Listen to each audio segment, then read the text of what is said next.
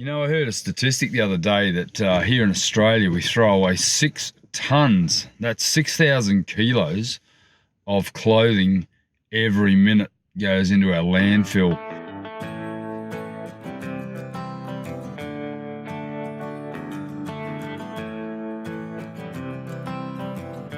Hi guys, I'm Ross. I'm a boat builder from Australia and I'm building a 40-foot composite catamaran on the south coast of New South Wales. This is the ultimate project for a fellow my age, and I'd like you to join me in my channel, Life on the Hulls, and basically don't forget to subscribe and like the videos, and let's get into it. G'day guys, welcome back.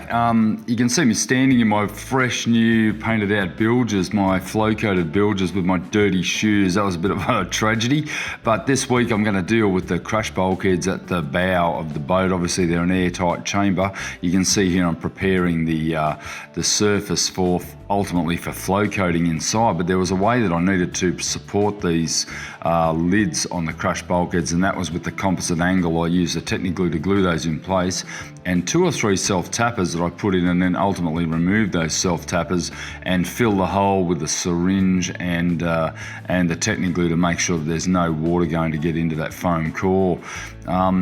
The sanding of these took quite a deal of time because it's quite an awkward position down in that bow, but they're now ready to flow coat, and I'm sorry to start with a time lapse, but you know, that's the way it is. I'm trying to minimize the impact on you guys, but I'm ready to go, so we're going to flow coat out these builds.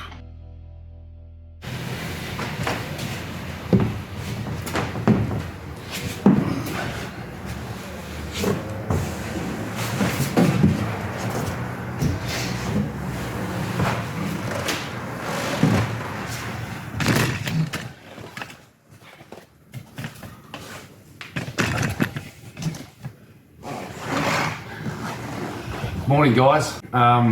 Yesterday I clamped these in place, so let's see, it appears to have set. It was a cold night here, so with epoxy you never sort of know what you're going to get, so you've got to come in and check it digitally and then essentially redo it if it's not gone off, but yeah, it's gone off perfect. So the plastic's the key. You've got to make sure you put this stuff on every time.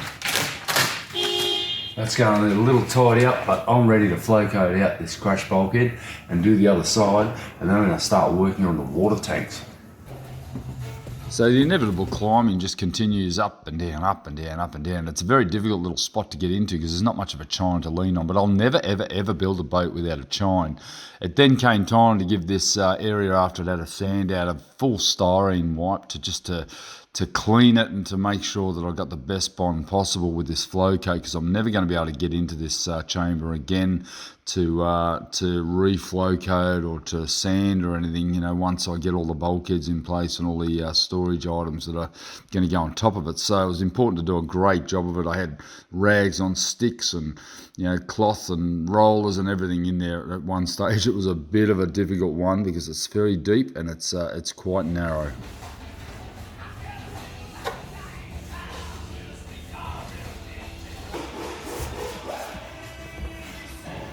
Righto, let's get this crash bulkhead flow coated.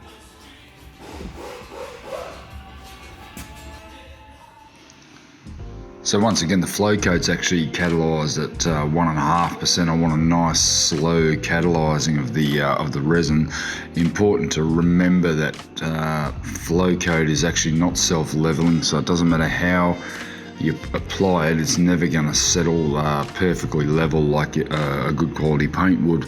The beauty of it is it's sort of a one-touch approach, so you put it on once, you don't ever have to do it again, as long as it's not being trafficked upon regularly with you know, items scratching it or heavy traffic. Then there's no reason why it would ever degrade or break down. So doing that particular chamber wasn't that easy, and you know, I got to do the other side as well, so I'm going to move on to the other side now and get it all squared away.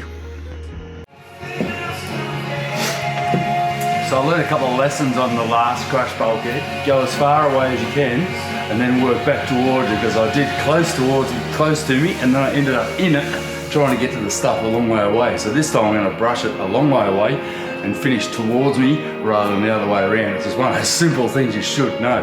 So let's get into it.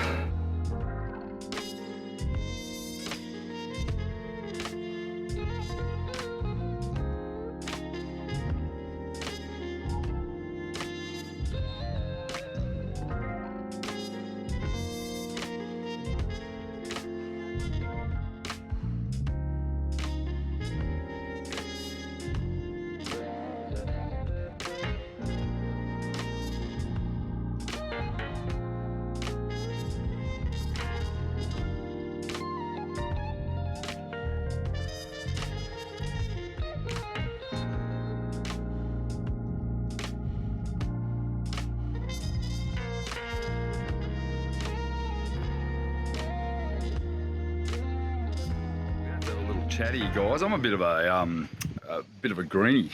I don't know whether that goes down well out there, but I don't really care. I'm on a bit of a mission to stop plastics in the ocean and, you know, have a minimal impact. And although I'm building a big white plastic boat that's not recyclable and all these things, I try to do everything I can to possibly reduce the impact of our life here. We don't want to see plastics in the sea, and as a dive instructor I've seen enough of it in tropical areas to make me sick. So we try to recycle absolutely everything we can and put out minimal amounts of waste over here in our garbage bins. You know, and I'm a consumer like the rest of us, but I'm a firm believer that if we all cut down a little bit. But I'm just going to show you something. We've got a system here in New South Wales in Australia here that actually is absolutely superb, and it's a bit like your container deposit scheme that you have in the States. There's different areas that have it, but we've just had all these new machines installed, and now whenever we buy a beer or we buy a soft drink, you actually pay the 10-cent deposit on it, plus a 10-cent fee for the administration, plus I think there's another 10 cents in it for the actual drink company. And we have this great system now where we can return our bottles and cans and etc., and increase the recyclability of them, obviously. Now, we have a good record here in Australia with regard to recycling. It's come under question over the last couple of years, however, with China returning all of our plastics back to us. But as far as plastic cans and bottles, we have a container deposit scheme here that actually works really well, and you never see a bottle or a can laying on the side of the road anymore. They're all worth 10 cents, and it's a great scheme. It returns a little bit back to me. It helps me pay for my fruit and veg, and yeah, it's one of those things. So I'll just show you what I got at the back of my ute. So this may well look to the uninitiated as a bit of a problem with sugar intake, etc., but what this is a cumulative stash of cans and bottles from our local factory complex. Now, I collect them, and the guys will admit to this, all the mechanics, all the guys around the area, they go over there and they just chuck them over the fence into my mould, and I come in and clean them up. But I'm about to go and recycle all this and get probably about $10 back, but I don't care. That's $10 in my pocket, and this stuff's going back for recycling. And over here is all of our last 2 months of soft plastics. I'm going to return that, and up in here is all of Janet's and my excess clothing. Now, I've taken off a bit of weight in the last couple of months, so what's great about that is that I'm going to be then able to hopefully give it to some other big fella, because I've dropped about 4 short sizes. And you know how much I don't wear trousers, you guys, so this is it. Let's go and get rid of it, eh? Right, so every supermarket here in Australia now has one of these things, and you put all your soft plastics in here. That's 3 months supply in those 2 bags there. That's not a bad effort. Hopefully it ends up in the right place. All right, so here we are. This is the machine over here. I'm going to head over here and deposit all of these guys now.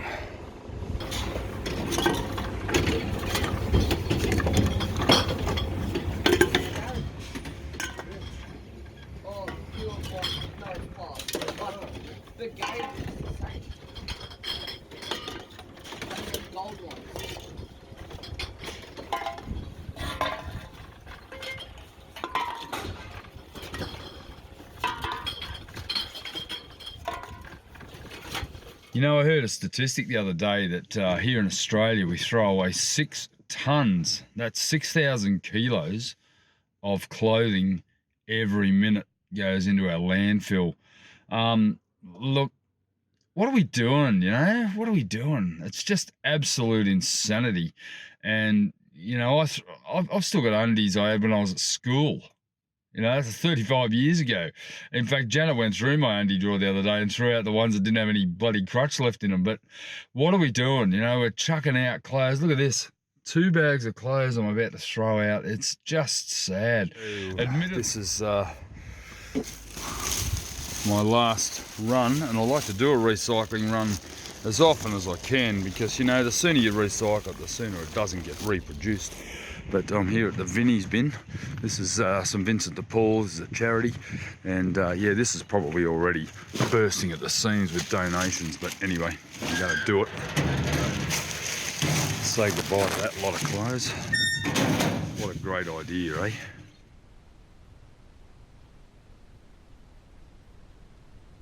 So let's get back to Intram. She'd sat in the factory for a number of months while I attended to other things, and it was time to put her back on the mooring. Now, we actually applied for a relocation of our mooring, which brought us closer to the river mouth down near Huskisson, which is our main town.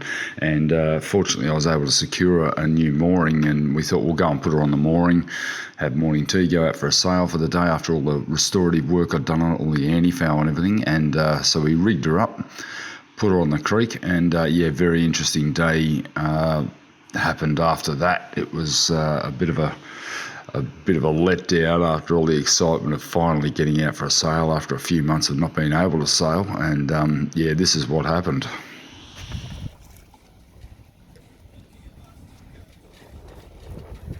So I've just arrived at our mooring, and a dirty rope boy. I've got a job. I'll tell you what, about 10 minutes ago you couldn't even recognise these ropes. I had no idea what I was looking at.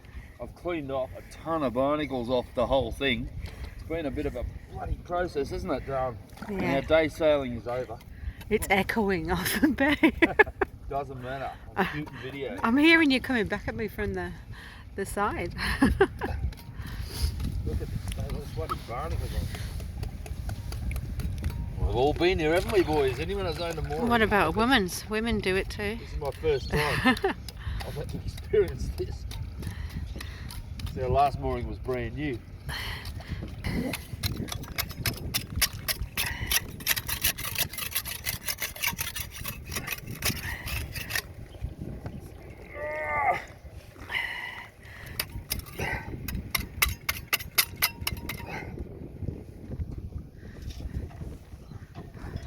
Oh, how much fun was that, honey? I know you're angry. I'm not angry. A little bit. We arrived at our new mooring and it had about that much crap on it. It was encrusted, so I've spent, how long have we been here? Hour and a half of our day's sail scrubbing our new mooring, and our beautiful clean boat is now putrid. Putrid, but getting it done. Yep. Boats, 5 hours of bullshit for 1 minute of fun. That's the way it is. A nice clean boat, honey. Look at this, you can actually see the rope now. Look, see that? You can actually see it. It was about a foot round in encrusted barnacles, and everyone that owns a boat knows exactly what I'm talking about. But this is our new mooring, everyone. We're Husky. And that's Husky just there, so we're going to go down and have a beer now, because we're not sailing. There we are, we're going to go. Alright, let's go. Let's come up here.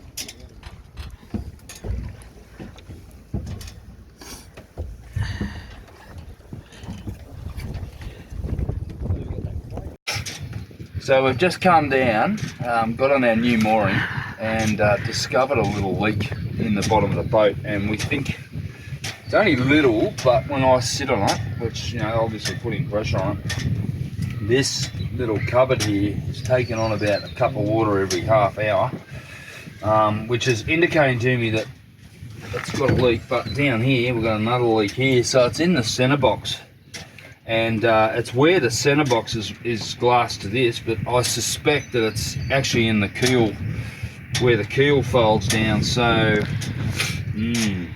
I'm going to have to grind away here and have a look at this spot here, and get into there, which means I might have to destroy this, which, you know, I hate it anyway, but it's not the point.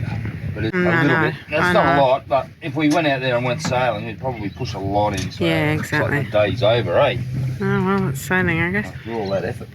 Oh, well, it's all done now. That's sailing.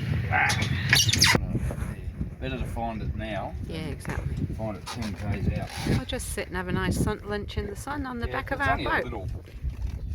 To this mooring so that we could sit and then somewhere swim across and have a... Sorry, on the honey. beach. That's all right. All that hard work I've already done on it, and now it's got to go back again and get lifted off, really. I'm going to have to... I mean, this is the time of year to do it. It's Yeah, winter. that's true. We'll get it fixed now before we go away. It's a damn sight easier to fake it. It's always nicer with music and you're talking about faking. Faking having fun on a yacht. That's us today. That is us. Oh, that's my new saying. Sailing. It's easier to fake it. We've had a lot of sayings today. Some of them new, some of them Yeah, very some rippers, eh? Let me tell you what happened. The inevitables happened. We were just about to come back up and I said, Janet, can you wind up the centre keel? And that cable that I put in a year ago snapped. It sounded like the mast fell down on us, but it was actually the cable. So we're now got our keel fully down. We're going to try to get it on the trailer with the keel down with no way of retracting the keel. So yeah, we're in for a couple of challenges, I think. What do you reckon, honey? Just another one for the day. Oh, and we haven't even got out of the creek. No, we didn't get out of the creek, and we've cleaned our mooring, we've broken our rudder, we've got a leak in the boat. Yeah, that just sounds like yachting. But it is a beautiful day. This is the middle of winter and it's not even cool. It'd have to be 20 degrees. Look how clear the water is. It's beautiful today. It's deep. We thought we'd come out and have a nice day out sailing and reward ourselves for all our hard work, and bollocks to that. Let's a nice big Granger up here and a Seawind 1000. Our creek is full of cats. There's about 30 cats, I think. Oh, maybe not that many. 20 cats in our creek because it's such a shallow draft, and it is getting shallow here, so I better concentrate because I've got 6 foot of keel hanging down. So on arrival back at the boat ramp, it actually transpired it wasn't that difficult. Luckily, as I pulled the yacht back onto the trailer, the keel actually hit the concrete ramp and bent to 45 degrees, and then ultimately I was able to wind it on because the trailer's actually got a V section in the back. So all the stories we'd heard about not being able to get the boat back on the trailer were a bit unfounded. So back to the factory for a little bit more work on poor old Interim. It's starting to take its toll on me, I'll tell you so. Yeah, sorry we didn't get a video out last week, guys. If you like this episode, give us a like. Don't forget to subscribe. But we're about to fly off Milos. We've been in Greece for the last 2 weeks, just having a ball, doing a bit of work.